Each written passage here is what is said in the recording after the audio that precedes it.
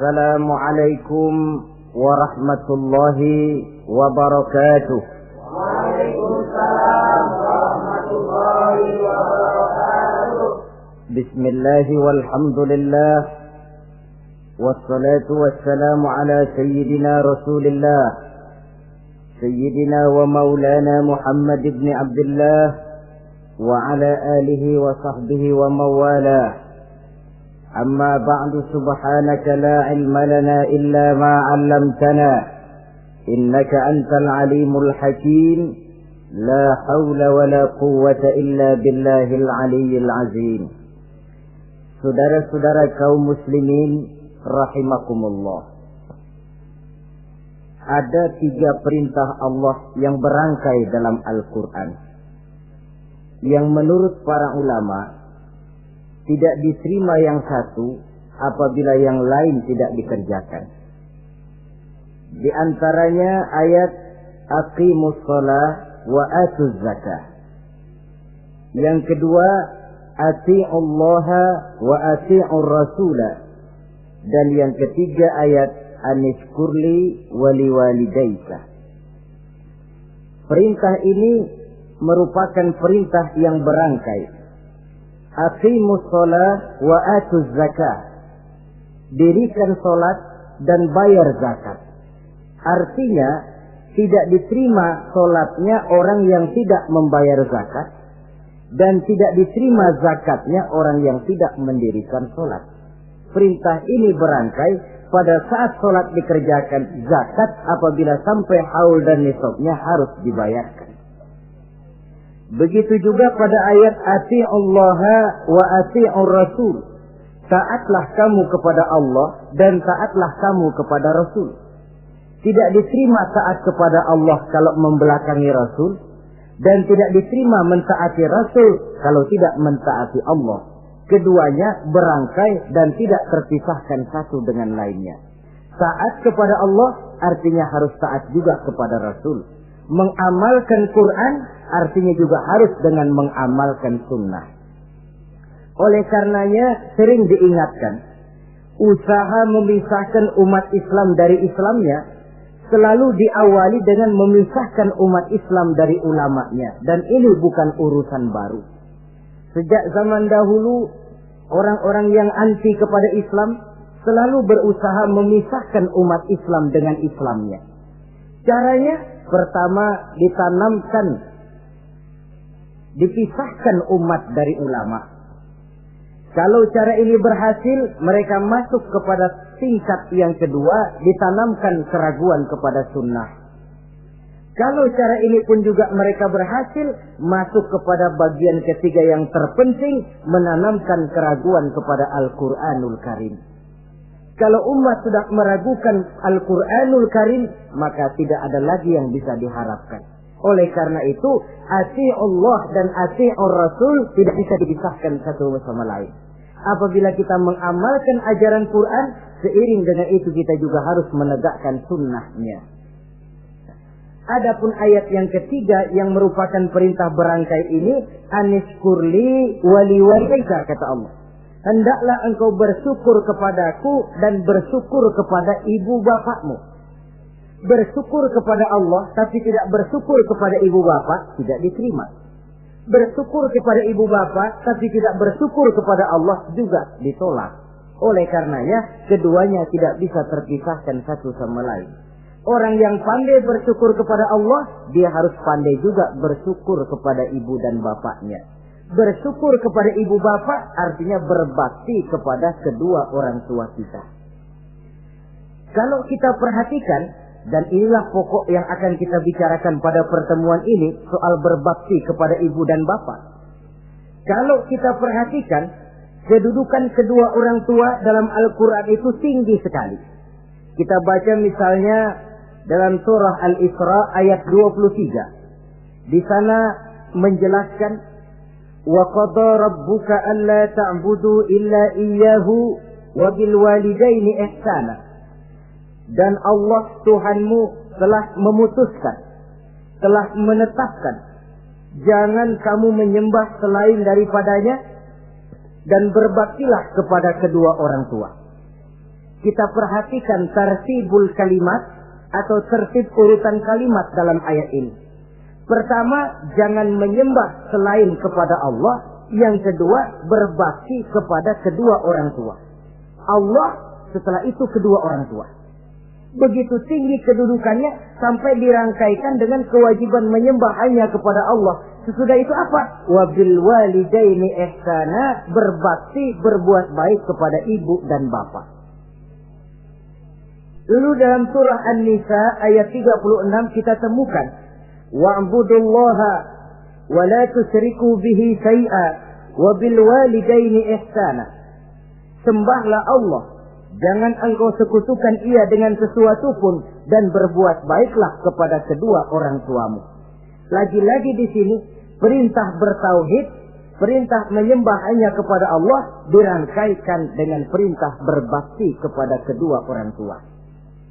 Dalam kehidupan sehari-hari, biasanya perintah penting lahir pertama.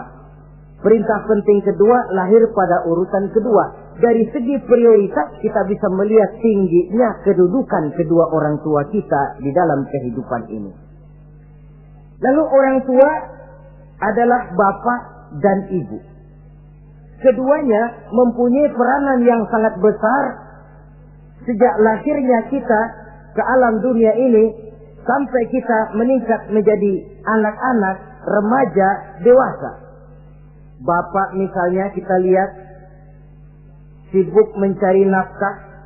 Ia pergi pagi, pulang sore, peras keringat, banting tulang. Karena cita dan harapan agar anaknya kelak hidup lebih baik dari dia sekarang ini. Dan untuk itu dia rela peras keringat, banting tulang. Seolah-olah dia berkata, ayahmu biarlah kaki jadi kepala, kepala jadi kaki, asal kau kelak jadi orang. Yang kadang-kadang setelah kita sang anak ini jadi orang, sering lupa kacang akan kulitnya. Sehingga boleh jadi orang lalu berkata, kalau orang tua kaya, anak jadi raja. Kalau anak yang kaya, orang tua sering jadi budak. Orang tua kaya, anak jadi raja. Apa yang dia mau jadi kenyataan. Tapi kalau anak yang kaya, kadang-kadang orang tuanya yang jadi budaknya. Lalu di samping sibuk mencari nafkah, bapak juga memberikan perlindungan dalam kehidupan ini. Menjadi simbol wibawa yang pada suatu saat kita akan merasakannya kalau dia sudah tidak ada. Begitu barangkali kecenderungan orang, seperti kata Imam Al-Ghazali, kamu baru merasa pentingnya suatu nikmat kalau dia sudah hilang dari diri kamu. Kita baru terasa pentingnya sehat kalau lagi sakit. Baru tahu pentingnya gigi kalau lagi sakit gigi. Baru tahu pentingnya telinga kalau lagi budak. Tetapi pada saat normal, kita menganggap itu sesuatu yang biasa. Bukankah keberadaan seorang bapak dalam hidup ini, di samping dia pelindung, juga menjadi simbol wibawa dalam kehidupan di masyarakat? Orang sering berkata, gue bukan takut sama lo, gue segan sama orang tua lo. Masih ada yang disegani, masih ada yang dihormati. Pantas saja kalau kita ambil dari sejarah, ketika baginda Rasul ditinggal wafat oleh Khadijah, oleh pamannya Abu Thalib, gangguan kafir Quraisy makin meningkat. Kenapa? Kemarin-marin mereka mau menghadang Nabi, mau menghantam Nabi, masih mandang Khadijah binti Khuwailid, seorang bekas janda bangsawan. Mereka masih memandang Abu Thalib, orang tua yang disegani. Sekarang dua-duanya sudah tidak ada, apalagi yang mau disegani, hantam saja sudah Muhammad. Itu pun dirasakan oleh pribadi Nabi kita. Saudara-saudara kaum muslimin, apalagi yang namanya ibu, dia lebih banyak menangani kita. Pantas kalau Rasul satu saat ditanya orang, ya Rasul, siapa sih yang paling harus saya taati di dunia ini? Ibumu. Lalu siapa lagi ya Rasul? Ibumu. Kemudian setelah itu siapa ya Rasul? Ibumu. Sesudah itu siapa ya Rasul? Bapakmu. Ibu, baru bapak. 3 berbanding 1. Kenapa harus begitu? Kita lihat. Pertama yang namanya ibu, sejak proses kehamilannya sudah istilah Quran hamalathu wahnan ala wahnin. Dia mengandung kita dalam keberatan yang bertumpuk di atas keberatan. Berat kuadrat. Bahkan sebelum itu, sejak ngidam anaknya, ibu kita itu sudah kita siksa. Yang kepengen dimakan, yang bukan-bukan. Muntah, nggak karu-karuan. Keinginan yang tidak musim. Sampai ketika terjadi proses kehamilan. Dari hari ke hari hamilnya makin lama, makin berat, makin lama, makin besar. Kemana-mana dibawa. Belum pernah ditaruh. Ini berat mau ke pasar, taruh dulu sebentar. Tidak. Itu ya saudara, orang hamil itu ya, saya sendiri alhamdulillah belum pernah hamil. Tapi kalau kira-kira 2 kilo, itu ada itu. Umpama pengen ngerasain, cari kelapa yang beratnya kira-kira 2 kilo, jantung di perut kemana-mana bawa. Apa enak kayak begitu itu? Kehamilannya makin lama makin besar, makin lama makin besar. Tidurnya pun sudah serba sulit dan serba salah. Sampai dia kepada saat kelahirannya, saat melahirkannya, berhadapan dengan 2 pilihan. Kalau tidak hidup, mati. Dan seorang suami tidak pernah menghadapi saat-saat kritis macam gitu. Paling-paling waktu istrinya melahirkan, dia cuma nungguin di depan pintu. Bingung, gelisah, tapi masih sempat ngerokok. Si istri sudah pasrah berhadapan dengan kalau tidak hidup, mati. Saudara hadirin yang saya hormati, dalam pilihan itu dia lahirkan anaknya ke alam ini. Dan maha adil Allah. Andai kata pun seorang perempuan kalah dalam perjuangan ketika melahirkan anaknya, dia meninggal, dia mendapat pahala seperti orang yang mati syahid. Sebab orang mati syahid itu ada 3 macam. Ada syahid dunia akhirat. Ini orang yang pergi perang membela agama, niatnya karena Allah, dia gugur di medan perang, syahid dunia akhirat. Tidak usah dimandikan, dikafankan, disolatkan, dikubur dengan pakaian yang dia pakai, yang berlumur darah itu. Yang kedua, ada orang mendapat syahid akhirat. Artinya, mendapat pahala seperti pahalanya orang yang mati syahid. Tetapi jenazahnya tetap wajib diurus seperti biasa. Dimandikan, dikafankan, disolatkan. Hanya pahalanya seperti pahala orang mati syahid. Siapa mereka? Al-Gharik. Orang yang mati tenggelam, kelelep di kali, itu mati syahid, syahid akhirat. Apalagi sahibul hadmi, orang yang tertimpa benda keras secara mendadak, mati syahid, syahid akhirat. Di dunianya tetap wajib diurus seperti biasa. Saudara lagi jalan enak-enak ketiban batu 2 ton. Mati, mendapat pahala syahid, syahid akhirat. Tapi jangan diniatin. Kalau diniatin, saya mah pilih kelelep aja dah. Lalu nyebur ke kali, mati, syahid. Tidak. Konyol malah itu, bunuh diri namanya. Nah, di antaranya yang mati syahid itu perempuan yang meninggal pada saat melahirkan anaknya. Tapi masalah kita dalam pilihan antara hidup dan mati, dia lahirkan anaknya ke alam ini. Lalu proses mengasuh dan membesarkan lebih banyak sang ibu ketimbang sang bapak. Tengah malam, bapaknya sudah asik tidur lelap. Si ibu masih saja berkutat dengan anak bayinya. Dibungkusnya pakaian, si anak pun pipis digantinya itu. Setelah itu dijaganya juga dari gigitan nyamuk. Sehingga pepatah bilang kasih ibu sepanjang jalan, kasih anak sepanjang galah. Ini berarti bahwa bagaimanapun upaya hendak menebus jasa daripada ibu, memang sulit untuk tersebut. Oleh karenanya saudara-saudara, pantas saja kalau Nabi sampai 3 kali ibumu, ibumu, ibumu, setelah itu bapakmu.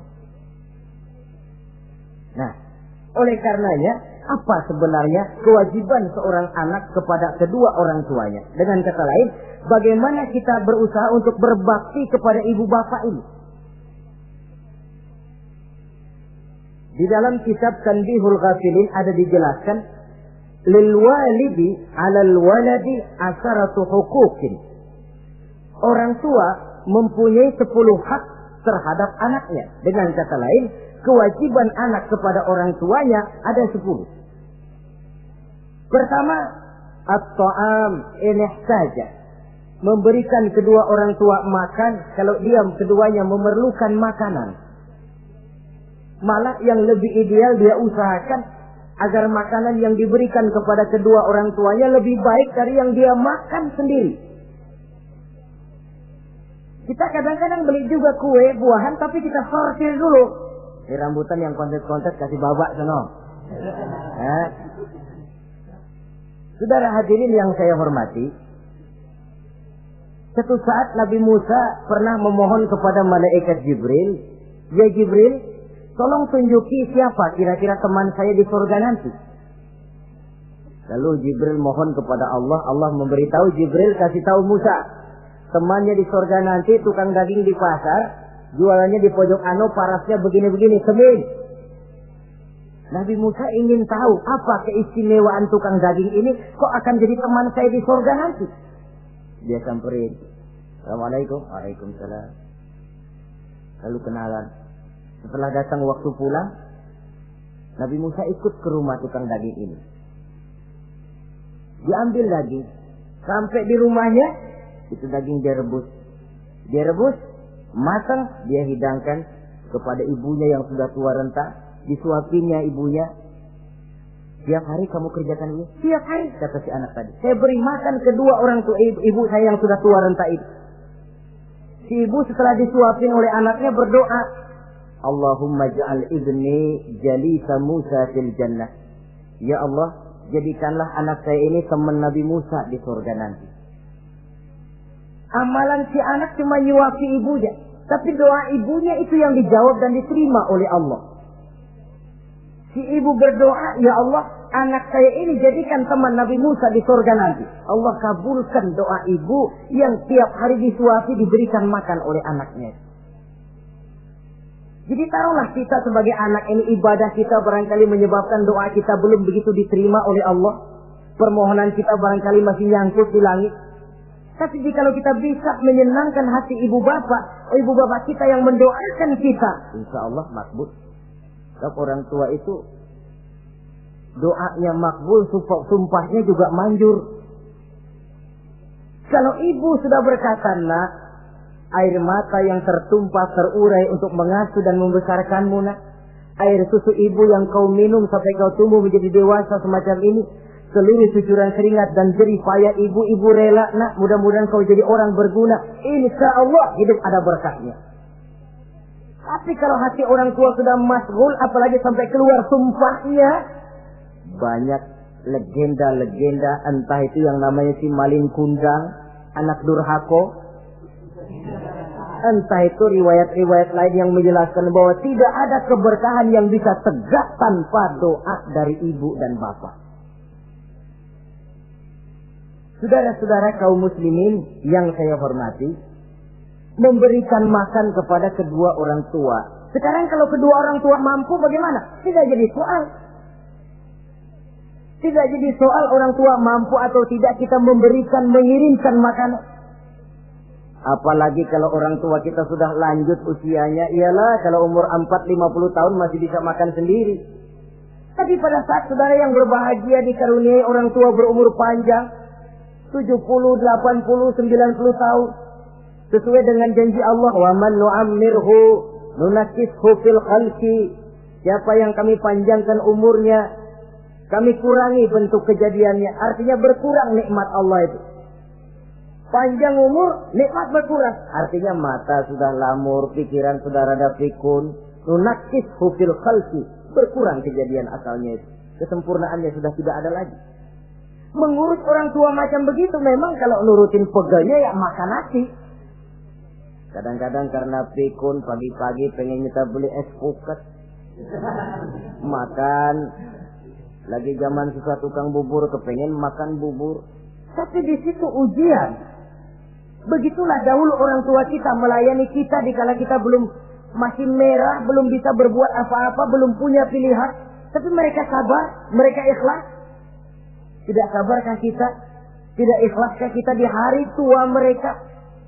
Kita mengasuh dan melayani mereka. Kadang-kadang karena rewel, anak ketelepasan omong, udah tua, rewel aja. Hancur hatinya.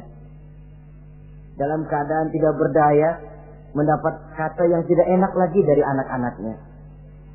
Saudara hadirin yang saya hormati, jadi soal orang tua mampu atau tidak memberi makan, itu bukan soal, tapi kewajiban anak memberikan makan kepada kedua orang tuanya.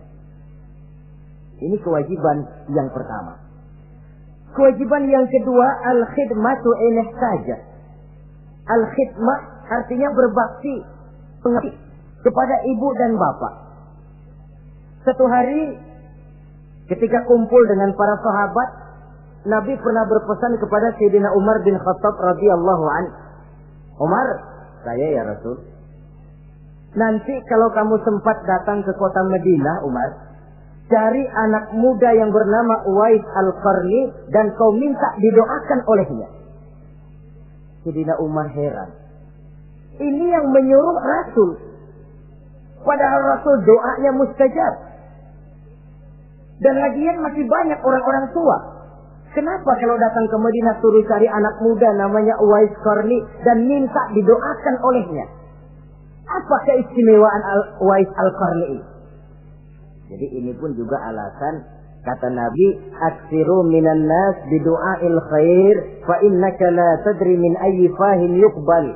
Banyak-banyaklah kamu minta doa kebaikan dari orang lain, sebab kamu tidak tahu dari mulut yang mana doa diterima Allah.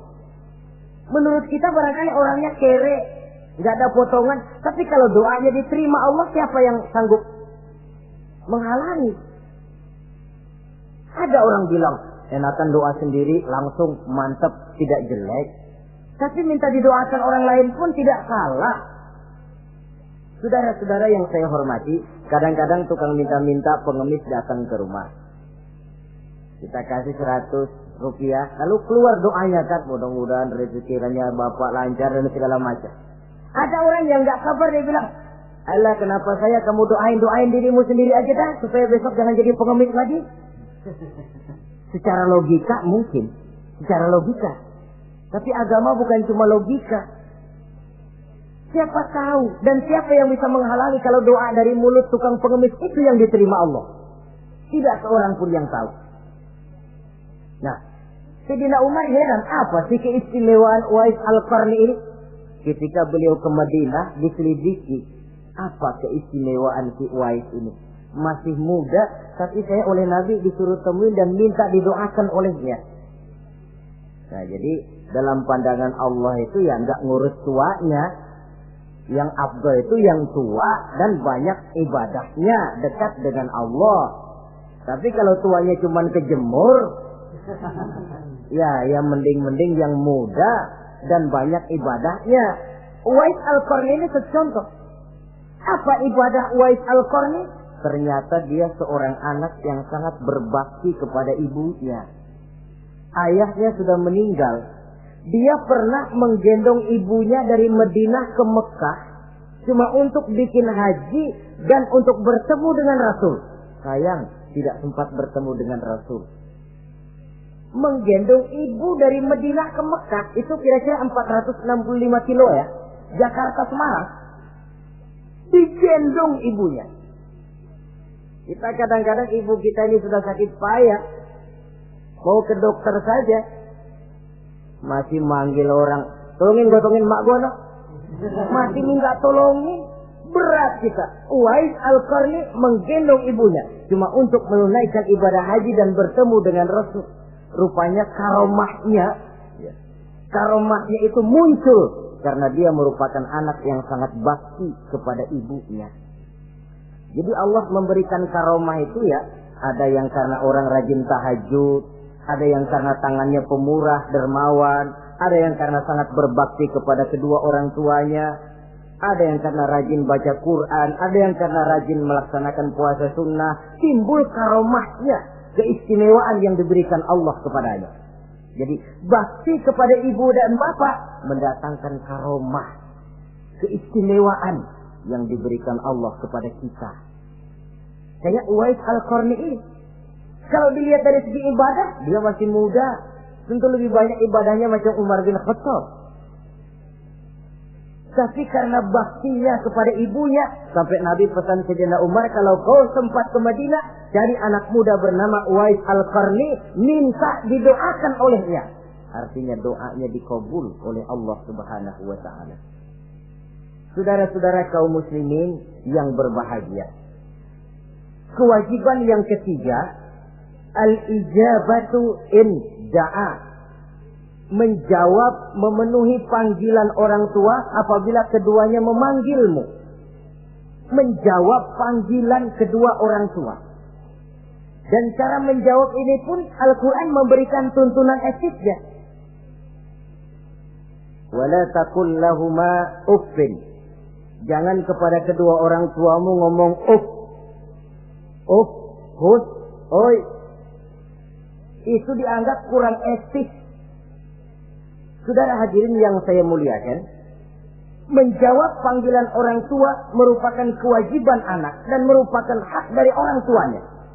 Dia berhak untuk dijawab panggilannya dan anak berkewajiban untuk menjawab panggilan orang tuanya.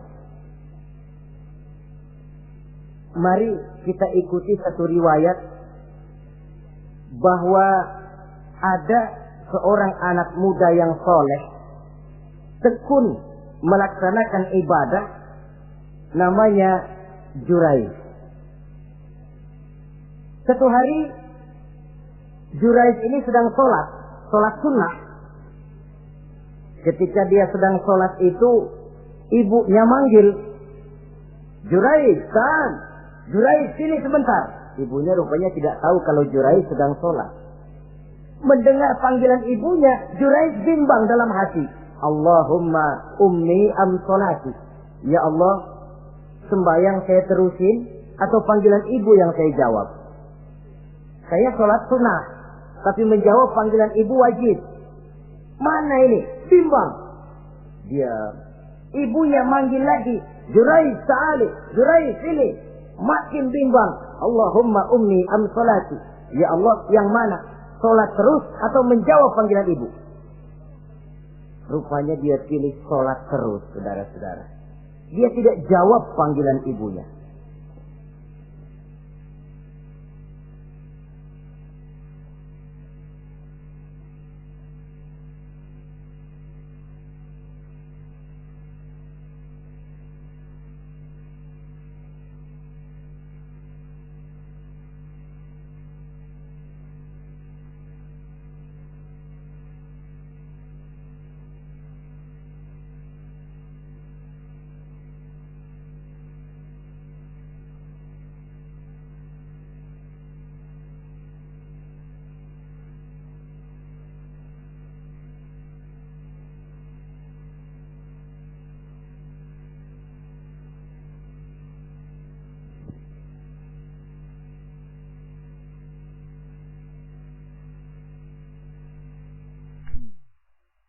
Karena panggilannya tidak dijawab ini, mangkel rupanya hati sang ibu.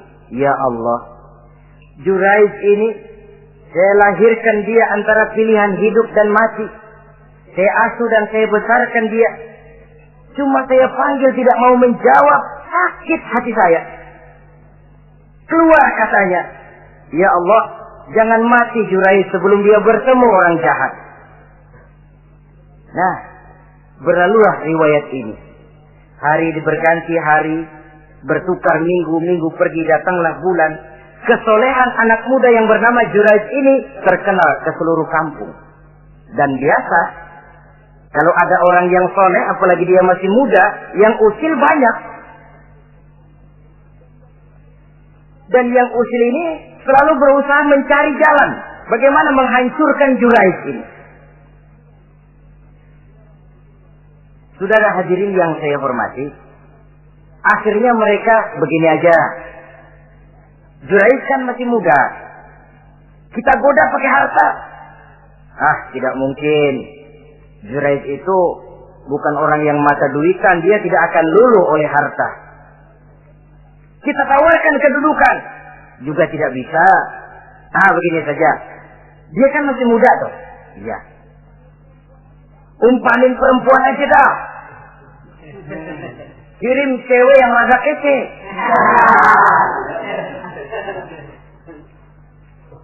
Dicarilah perempuan untuk menggoda Jurais ini.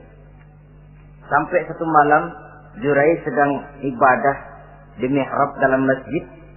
Masuk perempuan ini dengan langkah gemulai, dengan suara merdu mendayu-dayu, mencoba merayu, membujuk, mempedaya, mempesona Jurais.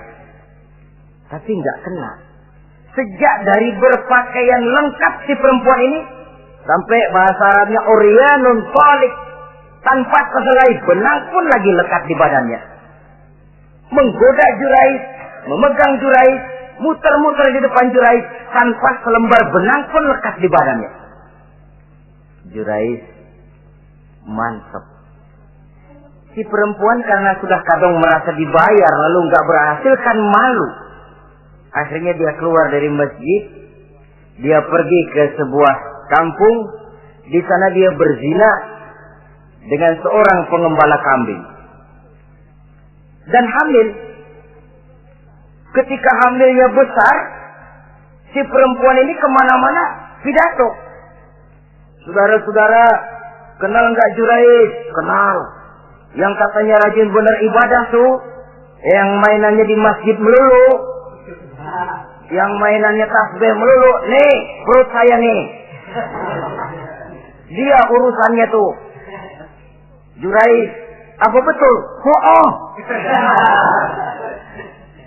Akhirnya Jurais dicari orang, macam-macam, yang caci maki, bahkan ada yang nyambikin pakai batu sampai berdarah kakinya, berdarah tangannya. Caci maki orang sudah nggak karu-karuan. Masjid lo ya, topeng doang lo. Saudara hadirin yang saya hormati, kita lihat di sini, Jurais sedang sholat sunnah, dipanggil oleh ibunya, tidak menjawab. Cuma itu ilasnya. Dan ibunya pun tidak tahu kalau Jurais sedang sholat. Keluar omongan yang tidak enak, dan omongan itu manjur. Kata Jurais, saudara-saudara begini, apakah di antara saudara-saudara ada yang lihat saya melakukan zina dengan perempuan ini? Tidak ada. Lalu atas dasar apa saudara menuduh saya? Ya pengakuan si perempuan tadi. Nggak bisa dong kalau nggak ada saksi. Sekarang begini saja. Bagaimanapun saya ngotot, saudara nggak percaya, kita tunggu saja sampai si bayi ini lahir. Kita tanya dia nanti siapa bapaknya. Baiklah kalau begitu. Ditunggulah saat kelahiran sang bayi. Begitu bayi itu lahir ke alam ini, bron merah, masih orok. Setelah dibersihkan, ditekan perutnya oleh Jurais, ya gulam, kul man abuk. Bayi, tolong kasih tahu siapa bapakmu.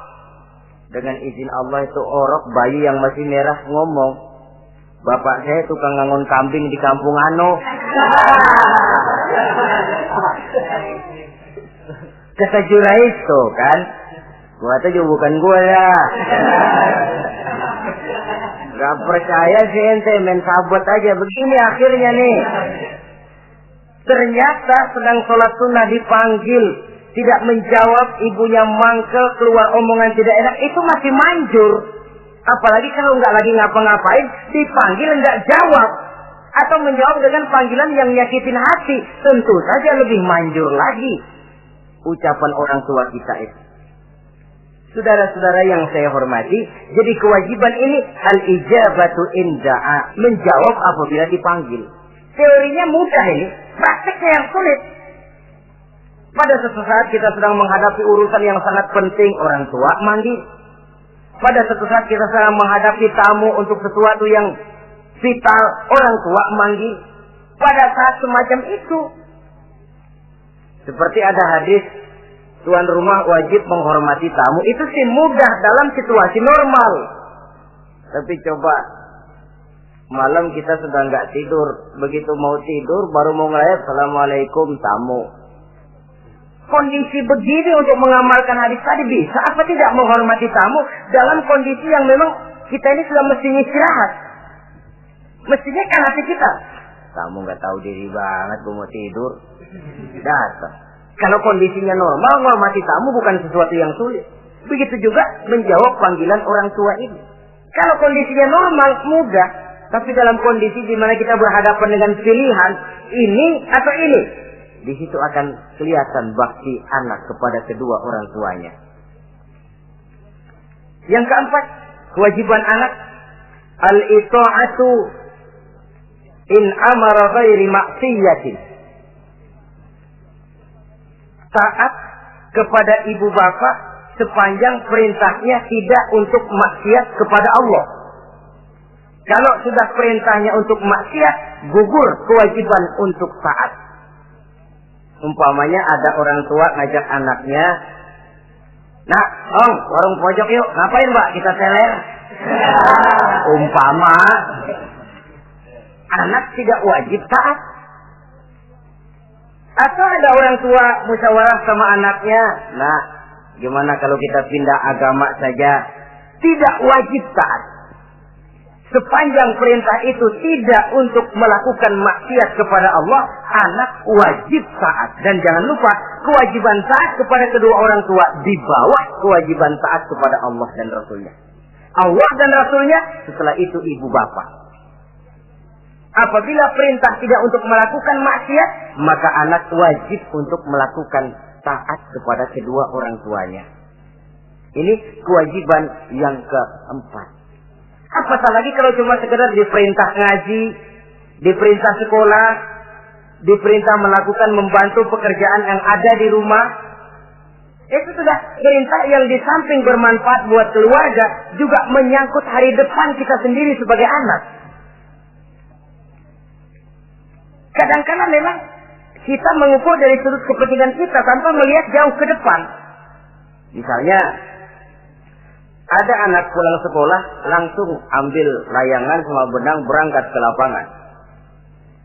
Orang tua, karena melihat jauh ke depan, anak ini lelahnya belum hilang. Dipanggil, "Nak, pulang nak, jangan main layangan. Sini dulu kau istirahat, makan, sholat, tidur siang nak. Nanti bangun tidur barulah main." Si anak mungkin hatinya ngedumil, "Bapak, orang main layangan aja dilarang." Ini kesan yang timbul. Orang main layangan saja kok dilarang. Padahal larangan ini adalah untuk kemanfaatan dan kemaslahatan si anak itu sendiri. Tapi anak tidak mau mengerti. Yang dia tahu, dia dilarang main layangan. Itu cuma karena pandangannya yang tidak jauh menerawang ke depan. Pepatah bilang, sekejam-kejamnya macan tidak ada yang makan anaknya sendiri. Artinya, bagaimanapun kondisinya, orang tua itu tidak ada yang akan sampai untuk menyengsarakan anaknya. Saudara-saudara kaum muslimin rahimakumullah. Jadi yang keempat, kewajiban untuk taat sepanjang tidak melakukan maksiat kepada Allah Subhanahu wa taala.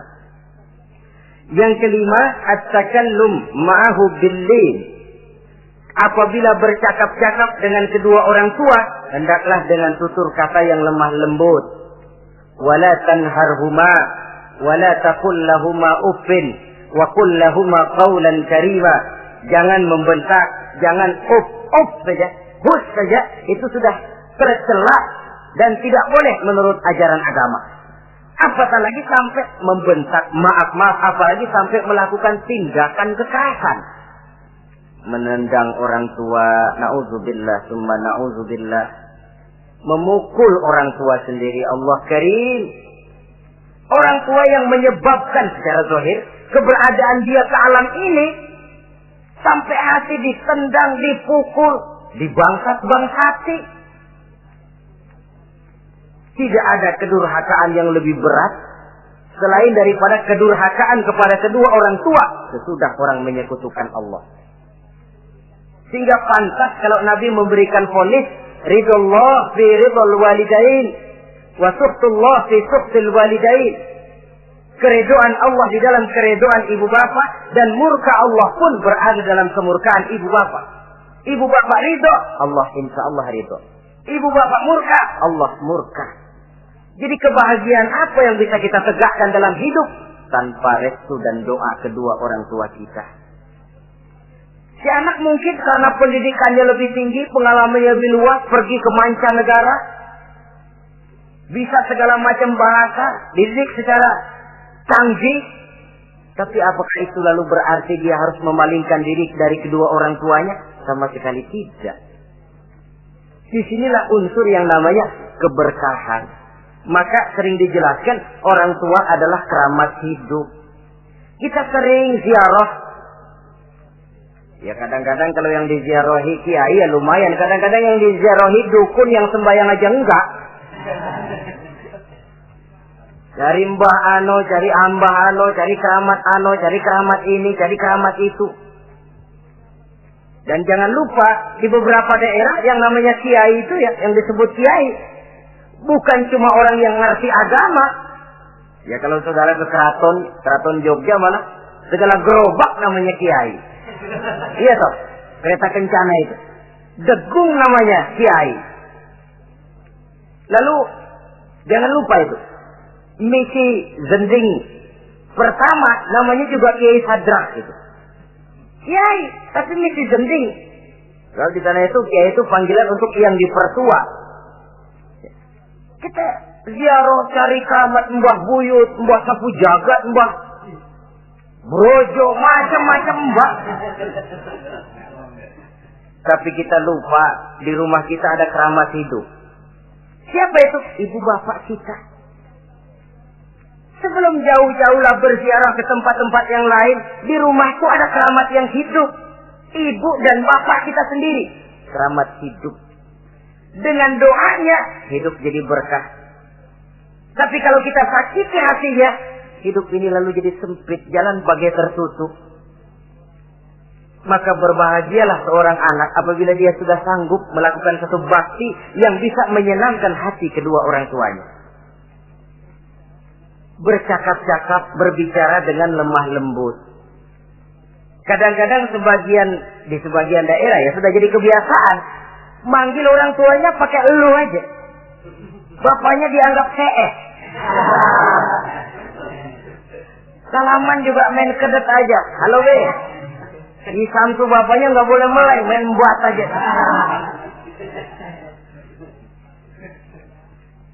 Dari panggilan saja, saudara hadirin yang saya muliakan, sudah memberikan cermin. Sebab bahasa adalah cermin dari pribadi orang. Kalau kepada orang tua kita sendiri kita memakai ke bahasa yang kasar, cermin bahwa pribadi kita memang pribadi yang kasar. Jadi pantas kalau agama mengatakan, apabila kedua orang tuamu sudah mencapai usia lanjut, wala tanharhuma, jangan membentak, wala taqul lahuma uffin, jangan berbicara uff, wa qul lahuma qaulan karima, sampaikan berbicara kepadanya dengan qaulan karima, kata-kata yang mulia, bukan kata-kata yang bagus dan indah diminta, qaulan karima, kata-kata yang mulia. Ya Allah, luhur, indah betul bahasa Quran ini. Berbicara kepada kedua orang tua dengan kata-kata yang mulia. Jadi sekedar, itu saja tidak boleh, konon lagi sampai membentak. Termasuk orang tua ini yang mertua. Kalau orang tua kan tiga loh. Orang tua yang menyebabkan kita lahir ke dunia, ibu bapak kita. Orang tua yang mempercayakan anaknya kepada kita, mertua kita. Dan orang tua yang mendidik kita, guru kita. Ketiganya berfungsi orang tua. Kewajiban ini juga berlaku. So, mertua kan cuma sekedar istilah. Pada hakikatnya dia adalah orang tua kita juga. Jangan lalu berbeda karena cuma dia bapaknya istri kita. Sama saja. Kalau kepada orang tua sendiri menghormati, lalu kepada mertua kita kurang begitu perlu, itu sudah satu sikap yang tidak adil. Tentu itu akan menyakiti hati istri. Atau kalau dia istri, akan menyakiti hati suami. Berkata dengan kata-kata yang mulia. Saudara-saudara, yang keenam, in ihtaja ilal kiswah kasahu in qadar 'alaiha. Kalau dia perlu pakaian, berikan pakaian walaupun dia sendiri mampu membeli. Nah, antarin bapak beli kacamata yuk. Ayo pak, Sudah sampai di toko kacamata, bayar oleh anaknya. Walaupun si bapak punya duit dan si bapak yang ngajak beli, kewajiban anak, bayarin. Jangan mentang-mentang bapaknya cuma minta dianterin, bener-bener nganterin. Bapaknya ngeluarin dompet cuek aja. Malah ada kembalinya, Pak. Wah, kembalinya ditarik. Ya, kalau anak belum punya penghasilan ya wajar. Yang kita maksud di sini, anak sudah mandiri dan punya penghasilan yang memadai, bahkan mencukupi untuk membantu orang tuanya. Saudara hadirin yang saya muliakan, dan ini juga kalau memang bisa, seharusnya orang tua kita pakaikan yang lebih baik dari yang kita pakai sendiri. Kalau bisa.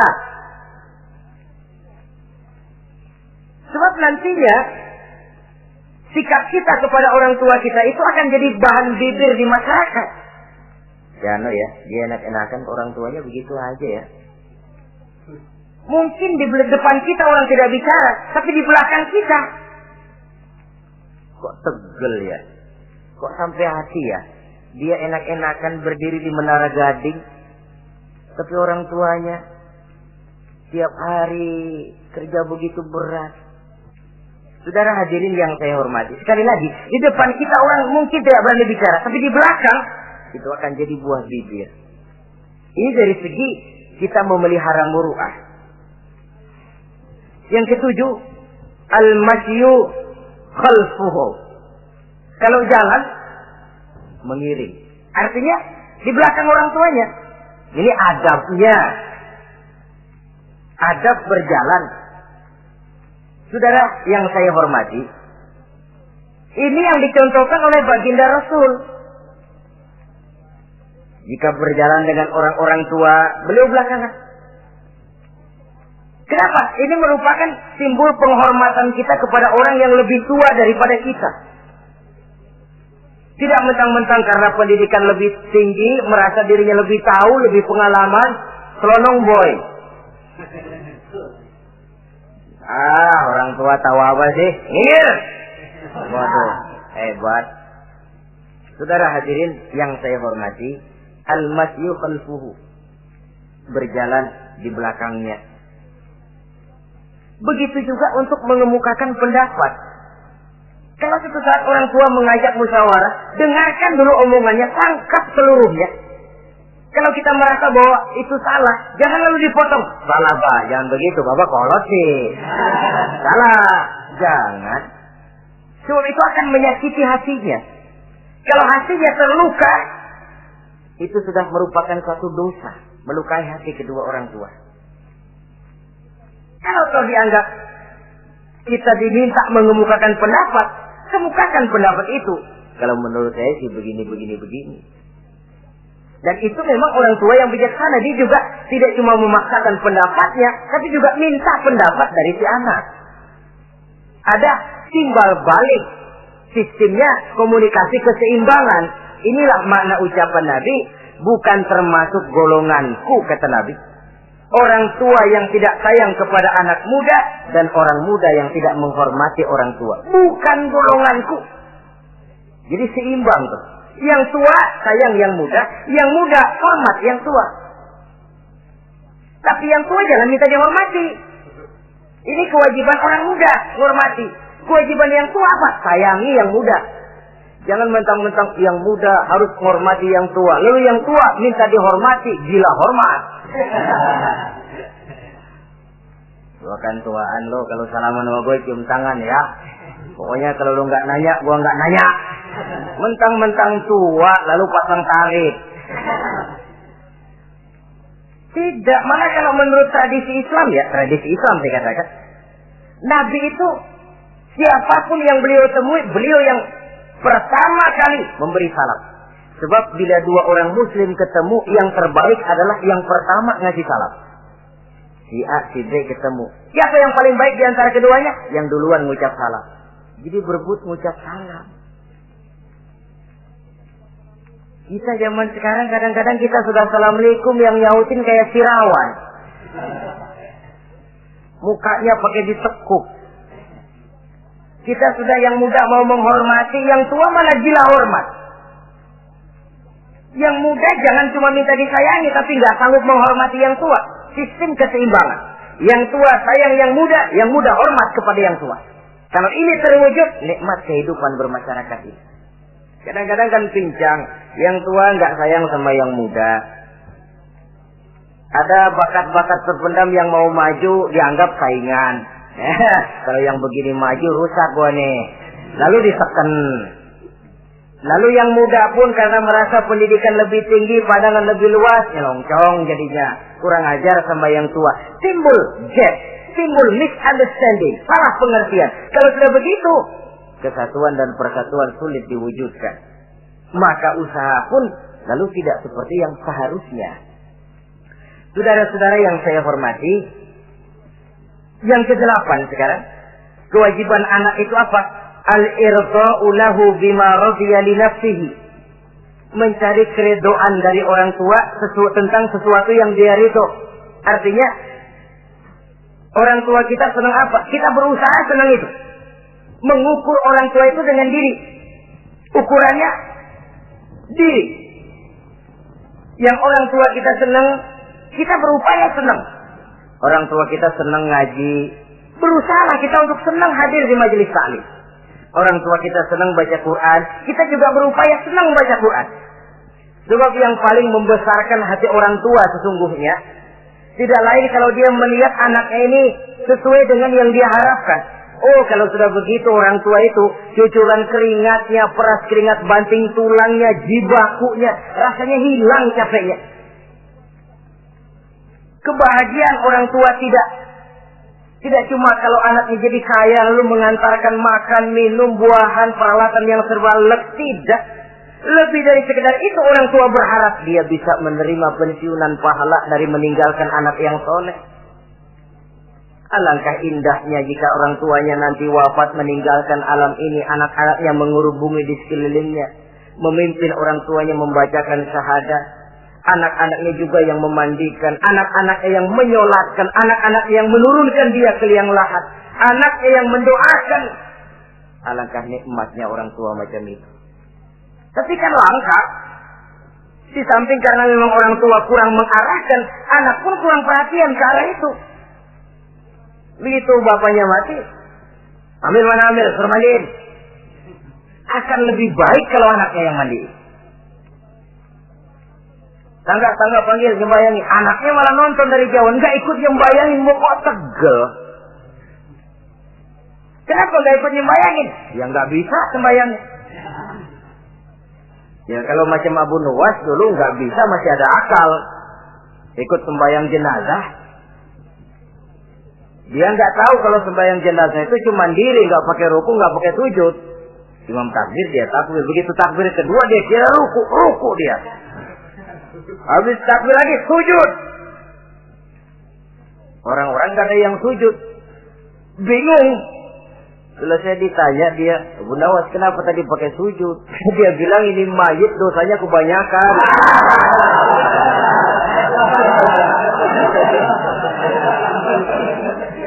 Jadi kalau nggak pakai sujud dosanya nggak diterima katanya. Dosanya nggak diampuni kalau nggak pakai sujud. Makanya saya pakai sujud. Itu sih akal-akalan. Jawaban orang kepepet namanya. Saudara hadirin yang saya hormati, baiklah ya. Yang ke-9, al-ikrahu lahu bima yakrahu li nafsihi. Membenci apa yang dibenci oleh orang tuanya. Orang tua kita enggak senang judi, jangan dekati judi. Orang tua kita enggak suka minuman keras, jangan cekek botol. Orang tua kita enggak senang kalau kita pulang sampai pagi misalnya, jangan pulang pagi.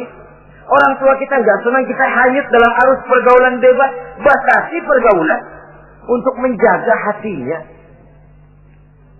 Salah kita senang, tapi di depan orang tua kan harus berusaha menjaga hati kedua orang tua kita. Ini tidak berarti bahwa di depan orang tua baik lalu di belakang orang tua merdeka. Kalau di depan orang tua mah kalem, begitu orang tua hilang merdeka.